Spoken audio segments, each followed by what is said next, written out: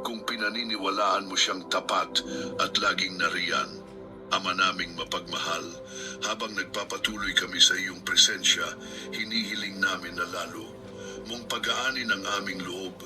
Ang araw na ito, Panginoon, ay hinaharap namin ng may pananampalataya, ngunit hindi namin maikakaila na may mga bahagi ng aming puso na nangangailangan pa rin ng paggabay mo.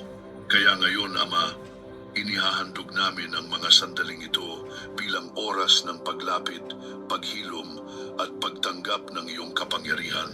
Panginoon, inilalapit namin sa iyo ang aming isip. Kung minsan ay napupuno ito ng pag-aalala, pagod at mga iniisip na paulit-ulit bumabalik upang guluhin kami. Ngunit sa oras na ito, ipinapaubaya namin sa iyo ang lahat ng iyon. Palitan mo ang kaguluhan ng kapayapaan.